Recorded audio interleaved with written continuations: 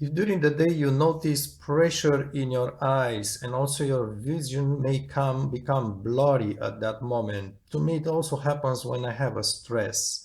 But it's just that I feel like a pressure. It's difficult to explain in both eyes at the same time.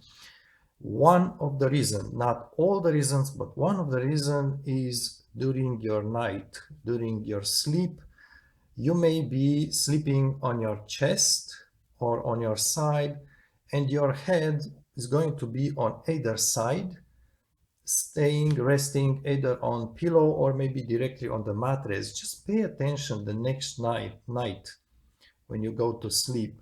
Pay attention if your pillow is actually pushing into your eye socket. It's just like you rest on your side of your head and see if the pillow or the mattress is kind of pressurizing against your eye socket on that side of your face. That may cause pressure in your eyes, and I did have this issue, so I kind of built myself a pillow and explain in a moment why, how, and also the dimensions that you have here. But I just want to point out this pillow, what happens is that I would rest maybe, so this is the left side of the pillow, I will rest on my right side of my head.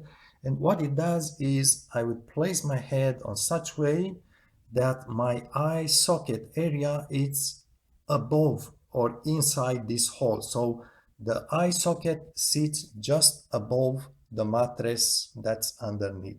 So this is going to be my pillow. It's very short. Maybe you can also use a pillow underneath. I didn't try. Myself, I put this kind of pillow directly on the mattress. So it's very thin.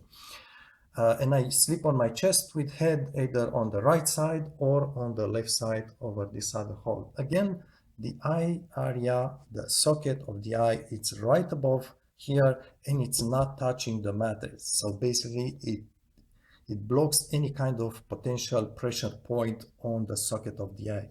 Since I use this, I don't remember exactly if the reaction was right after the first night. I don't recall that. Perhaps give it a few nights, but since that point, I no longer feel that pressure in my eyes during the day, at daytime, since I protect my eyes with this kind of pillow. Let's just try a bit to describe the build. First off, this is a foam. It's about 1 inch thick. It is important.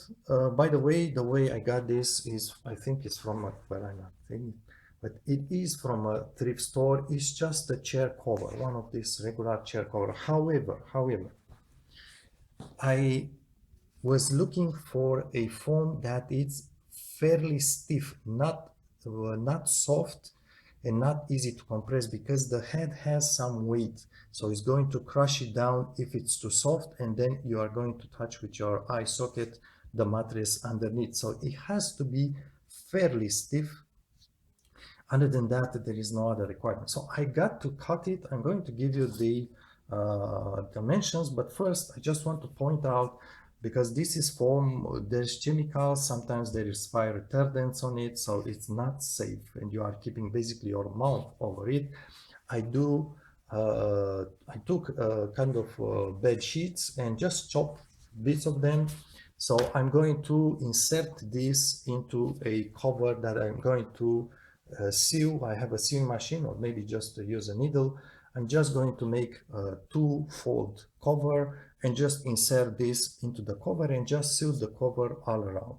And actually I'm going to use two covers. It just protects you better from the material. And also when the top cover becomes, let's say dirty, because whatever you have, sweat, saliva, whatever, I would just remove the top cover, replace with a new one every once in a while. I also like to use gray material. So this is just a bed, I think it's bed sheet you call this, again from thrift stores. So I don't bother, a couple of dollars cut, and it's worth, you can cut a lot of pieces off of it. So this is going to be inside two layers of that cotton cover. So just to say that I'm not going to put my face direct on this. Let's just go for the dimensions. So I did actually, this is not the first pillow that I made. I did try several times, several dimensioning, because it's not very I mean, you need to find the right proportions so as to have your eye socket staying inside properly. And also, by the way, so again, I'm not sleeping on my side because this pillow is too small, too low to the mattress. I'm sleeping on my chest, head either on my side of my face, either on my left side of my face, because I switch oftentimes during nighttime. I flick my head like this, and I'm placing my eye socket inside. You feel it, you know how to place it, it's easy. Again, I sleep on my chest, and basically my eye socket will go in there. This is, if you want the mandibular area, I'm going to place it somewhere here. This is basically the side of my forehead is going to be here. My ear is going to be about here, and I just adjust myself. So this is the side of the socket, eye socket, maybe a little bit towards inside here. So my eye will stay sort of like this. So it doesn't touch on the side and it's not too far away because it gets soft here and you touch the mattress. So it's sitting in between. That's why this dimensioning, it's pretty important. Let's just look let's just look for the length. This is about 1 foot 1 feet, is that foot? I always confuse feet, foot. 1 foot long. 1 foot long, it's enough to basically most of your head will stay here. So you just flip your head one side like this and then go to the other side. I prefer it not be too long, but also I need some portion here to support the most weight of my head. And it's important, your head is pretty heavy actually. So it's about 1 foot long. The height here, it's about, let's see, I would say 9 inches tall, 9 inches from top to bottom.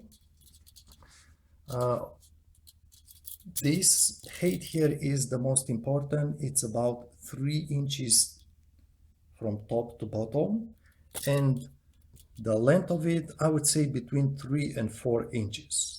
It's up to you. I would say 3 inches minimum, maybe 4 inches, up to 4 inches. And this one also is fairly important, 6 inches large. Don't make it shorter because it won't support your head.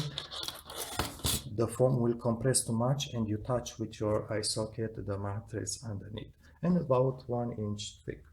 So again, has to be fairly firm. Or sometimes I did had other foams and they kind of soften after a while and just get too low and don't support my head properly, so I did replace them. But this is pretty much easy. Basically, I just had a scissor. It's not so that easy to cut here the corners, but it's doable. Just get a scissor, regular scissor, maybe wash your hands. Because like I said, some, especially older ones, have chemicals to them. I did remove the cover, and it's really just the foam that I'm keeping. 2 layers of a bed sheet and 2 covers if you want, one above the other one. Seal it all around so it stays in place, and give it a try. Like I said, for me it did work. I don't know if this someone is selling such thing somewhere on the market, but maybe it's a suggestion for who knows, some entrepreneurs who want to produce these items. And thanks for watching.